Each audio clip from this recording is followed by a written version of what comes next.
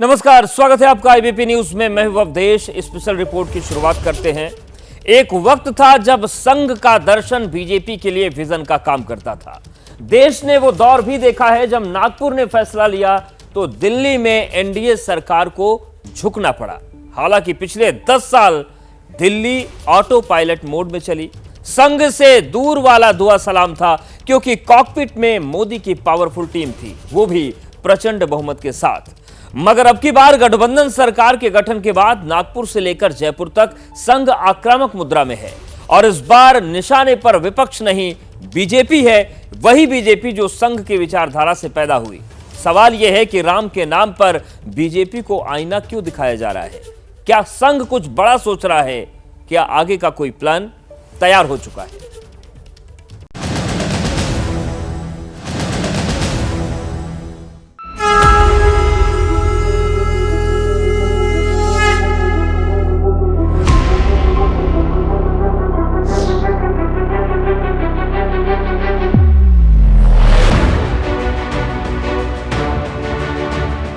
10 दिन हो गए जब देश ने अपना फैसला सुनाया। लोकसभा में कौन रहेगा, सत्ता कौन संभालेगा, सब क्लियर हो गया। पीएम मोदी विदेश यात्रा पर गए, G7 ग्रुप में नेताओं से मुलाकात की, गले मिले। लेकिन दूसरी ओर भारत में शुद्ध देसी सियासत की कढ़ाई अब भी गर्म है। आरोप प्रत्यारोप का छौंक लग रहा है। पता नहीं कौन क्या और किसके लिए बना रहा है सियासी व्यंजन। जिस पार्टी ने भक्ति की, अहंकार आया, उसको 241 पर रोक दिया, पर सबसे बड़ी बना दी। आरएसएस तो बीजेपी के रिश्ते में खटास जरूर आई है। राम सबके हैं, राष्ट्र सबका है, और हम आपस में भी सबके हैं। कह रहे हैं वो अपना समझे कि उनकी क्या गति रहेगी और क्या गति होगी।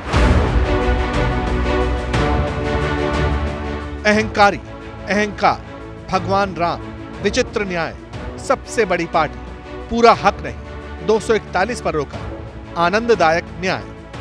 एक तरफ ये शब्द और दूसरी ओर सेवक, अहंकार, प्रतिपक्ष, मर्यादा, असत्य, सहमति, मणिपुर। अब दोनों में कुछ कॉमन दिखा। बिल्कुल सही पकड़ा आपने, अहंकार। अब इन शब्दों को बयानों के शक्ल में सुन लीजिए।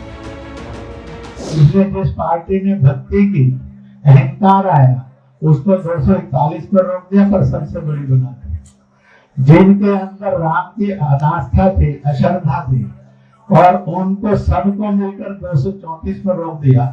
मर्यादा का पालन करके जो चलता है वो कर्म करता है, लेकिन कर्मों में लिप्त नहीं होता। उसमें अहंकार नहीं आता कि मैंने किया, और वही सेवक कहलाने का अधिकारी रहता है। 3 दिन में दूसरी बार, जी हां, दूसरी बार संघ की तरफ से, संघ के नेता की तरफ से सरकार को आईना दिखाने की कोशिश की। जो बात नागपुर में मोहन भागवत ने दबी जुबान में कही, उसे जयपुर में खुलकर इंद्रेश कुमार ने दोहरा दिया। जिस पार्टी ने भक्ति की, अहंकार आया, उसको 241 पर रोक दिया, पर सबसे बड़ी बना दी।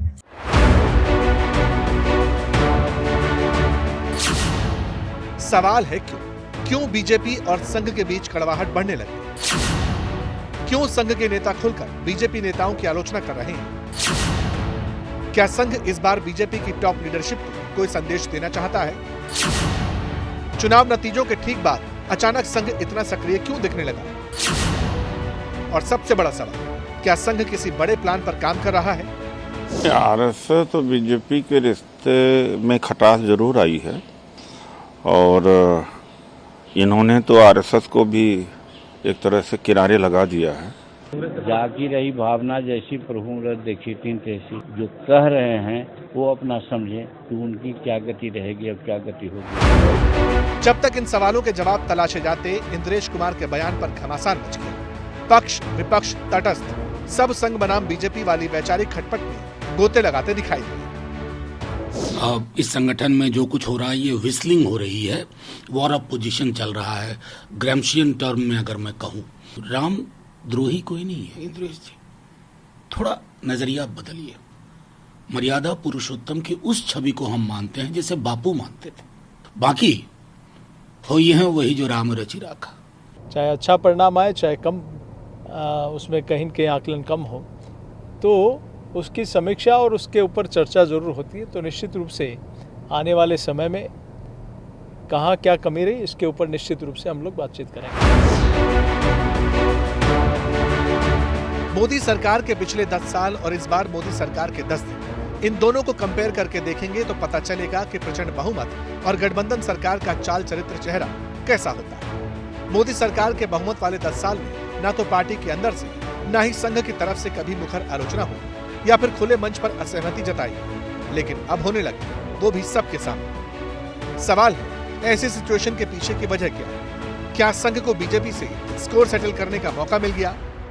जब से आपने बयान दिया उसके बाद से लगातार चर्चा चल रही है अहंकारी, क्योंकि जो अहंकार में था वो 241 पर आ गया, जो राम का विरोध कर रहा था वो 230 के आसपास आ गया, सब मिलकर के। तो इसमें तो अल्टीमेटली यही इशारा मिला ना कि 241 पे तो जो बीजेपी आई है। ऐसा है कि जो सत्य है उसको मैंने अल्टीमेट बता दिया है। जिन्होंने राम का विरोध किया वो सत्ता से बाहर हैं, जिन्होंने राम की भक्ति और आस्था दिखाई वह श्री नरेंद्र मोदी के नेतृत्व में एनडीए के रूप में इस समय सरकार में हैं और उन्हीं के साथ देश आगे बढ़े, इसकी शुभकामना करते हैं। ये वो बातें हैं जो पर्दे के सामने, लेकिन पर्दे के पीछे क्या हो रहा है, क्या होने वाला है, इसके संकेत शायद मिलने लगे। क्या बीजेपी की टॉप लीडरशिप और संघ के बीच विवाद का फायदा किसी और को मिल सकता है?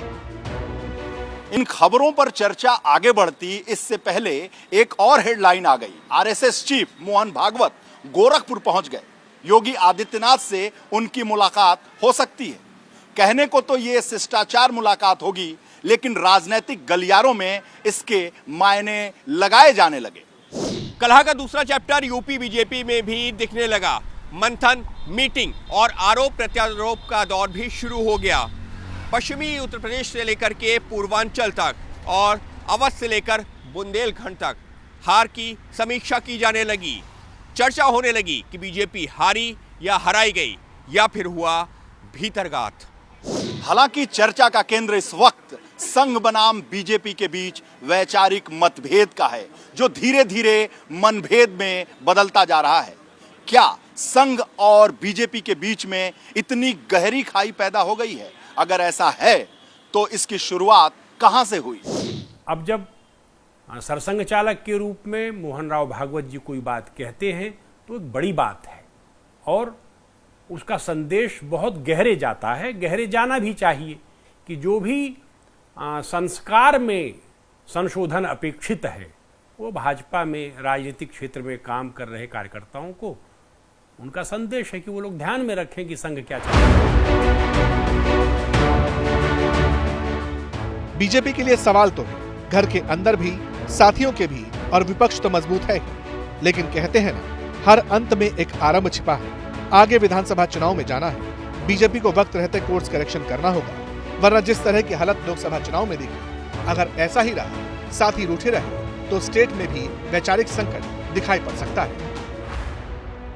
जैसे ही घड़ी का काटा दोपहर 2:30 पे आए, बबीता जी का दिल सास बहू साजिश के लिए मचल जाए। और ये है इनकी बहू, पूरे दिन ऑफिस की टेंशन हो जाए गॉन जब ये करें अपना फेवरेट शो फ्री टाइम पे ऑन। इनकी तरह आप भी देखें अपना फेवरेट शो अपने टाइम पर और डाउनलोड कीजिए एबीपी लाइव ऐप अपने स्मार्ट टीवी पर।